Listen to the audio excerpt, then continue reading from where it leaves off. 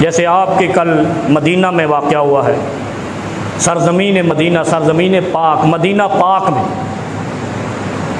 और इल्ज़ाम किस पे आया है? जो मदीने में चप्पल पहन के भी नहीं जाता है। इतनी जहालत भी दुनिया ने कभी नहीं देखी, इतना तासुब भी कभी नहीं देखा होगा, इतना जुल्म। और कुरान कहता है वमताजुल यौमा अय्युहल मुजरिमून।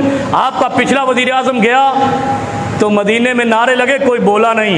ये वज़ीर आज़म गया तो लोगों ने चोर चोर कहा तो चीख रहे हैं। और फिर एक तरफा ट्रांसपोर्ट फतवाबाजी की चल रही है। मैं कल से देख रहा हूँ, शर्म आनी चाहिए। और तुमने किसके साथ जुल्म किया है? जिसने सीरत को मजमून में शामिल किया, जिसने खातमुन नबीयीन को लाजिम करार दिया, जिसने रहमतुल लिल आलमीन अथॉरिटी बनाकर दुनिया के सारे ममालिक उसमें शामिल किए।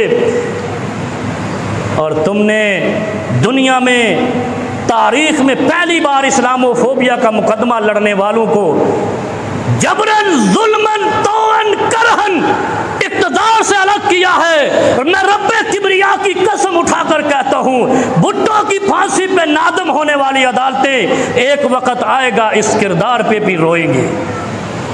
बड़ा जुल्म किया है, हमें किसी से कुछ नहीं लेना, ना तलब है ना हसरत है, लेकिन पाकिस्तान का सोचो, मुसलमानों का सोचो। इतना जुल्म नहीं करो। अशरुल लज़ीना ज़लमू, मैं अमूमन ये आयत पढ़ता हूँ, वहाँ इकट्ठे किए जाओगे, वहाँ जुल्म करने वाले भी इकट्ठे होंगे, जुल्म सहने वाले भी इकट्ठे होंगे। ऐसा न करो कि वमताजुल यौम अय्युहल मुजरिमून। जो शख्स रियासत मदीना का नाम लेता था उसको एजाज़ मिला है। जो रियासत मदीना का पाकिस्तान में मजाक उड़ाते थे उनको मदीने की गलियों में मार पड़ी है। बस यही हक और बातिल को पहचानने की आखिरी मिसाल है। अल्लाह रब्बुल आलमीन